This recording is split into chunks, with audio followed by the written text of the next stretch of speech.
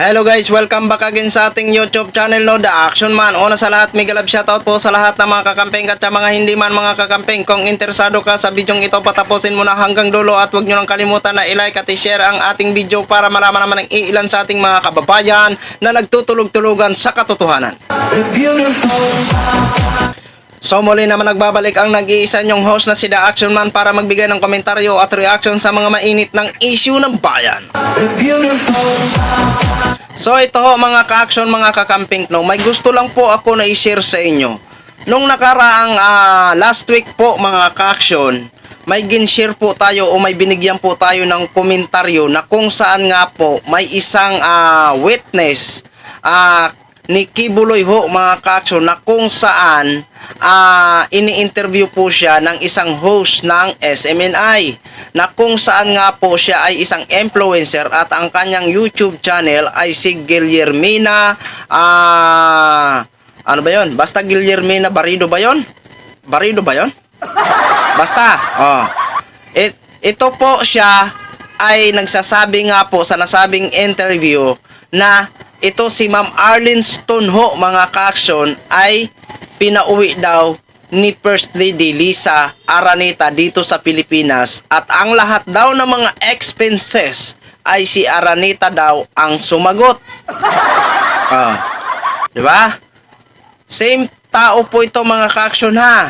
At nilinaw nga, inulit pa nga ang tanong ng host ng SMNI kung talagang si Arlene Stone ba ang pinauwi ni First Lady Liza dito sa Pilipinas at pininance ang lahat ng mga expenses daw. Eto mga ka-action, may nakita ako na sa kanyang pag-vlog. 9 months ago na po ito, medyo matagal na po ito na video ho mga ka-action. Na kung saan nakasuot po siya ng damit na Bongbong Marcos ho mga ka-action. Oo. Na kung saan tinira-tira niya o siniraan niya ito si Pastor Apollo Kibuloy at tinawag niya pa ito o hinalintulad niya pa ito sa isang snake. Ngayon mga ka-action, malaking katanungan po ito sa atin kung bakit bumaliktad. Di ba? So ito po mga ka-action, panoorin muna natin ang kanyang naging pagbablog sa kanyang vlog po. Maayong adlaw, no? Andito tayo sa YouTube. Hindi pa po tayo masyadong marunong but pag-aralan muna natin and I hope that you will follow me here. It is because sa TikTok kasi madali lang tayong ma-report, no? Same as sa Facebook, no?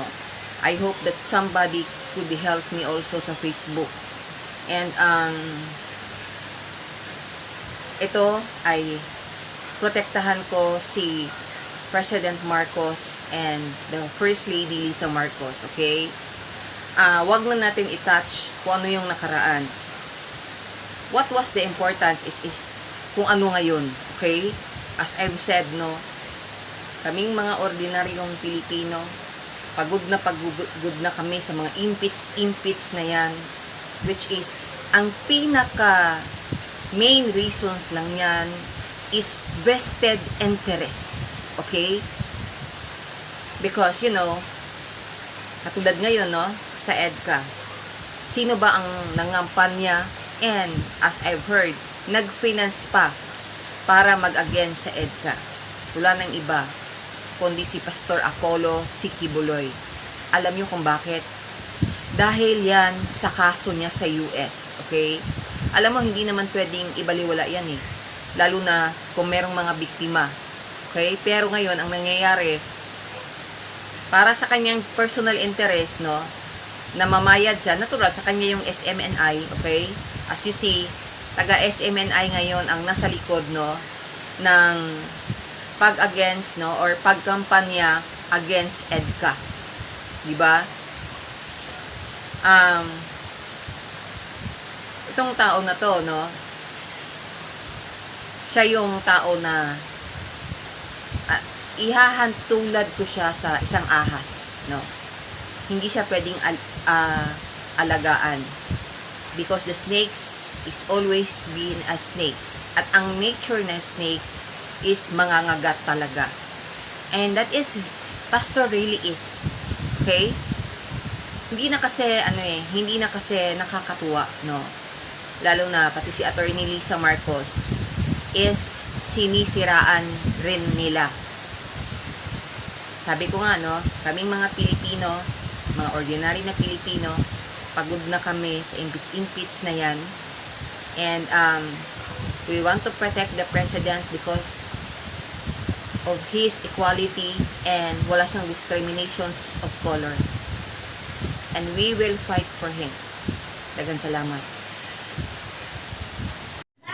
So yun na ho mga ka-action, mga kakamping, no? So nakita nyo, nakadamit ng Bongbong Marcos ho mga ka-action. At sa kanyang vlog ho mga ka-action, malinaw na ipinagtatanggol niya si Bongbong Marcos mga ka-action. At sinisiraan niya si Pastor Apollo Kibuloy na tinawag niya pa o hinalintulad sa ahas. Oh, di ba? Sabi niya, sneak like a snake. Oh, di ba? Pero ang tanong ho natin dito, bakit bigla po siya naging kakampi ni Kibuloy? Di ba? Na dati niyang ipinagtanggol ito si Bongbong Marcos.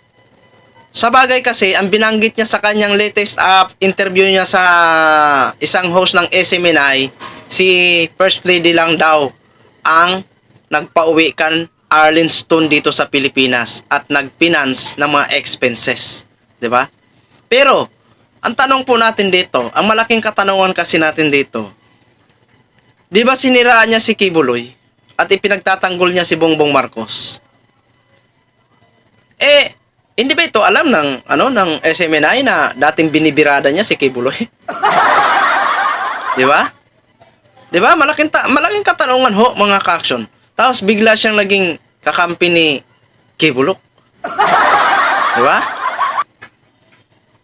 Alam mo sa totoo lang kung ako siya, 'di ba? Kung ako siya, matapos ko siniraan ang isang tao, tapos bigla akong babaliktad at maging kakampi niya doon sa taong siniraan ko.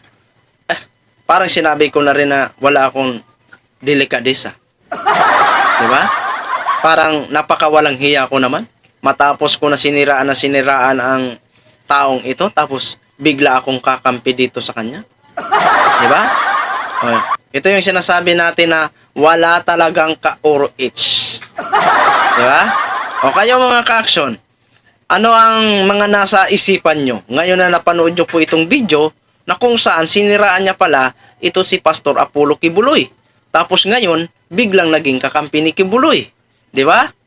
At pinaratangan si Lisa Araneta na naging finance daw or pinauwi ito si Arlington dito sa Pilipinas at pininance ang lahat ng expenses.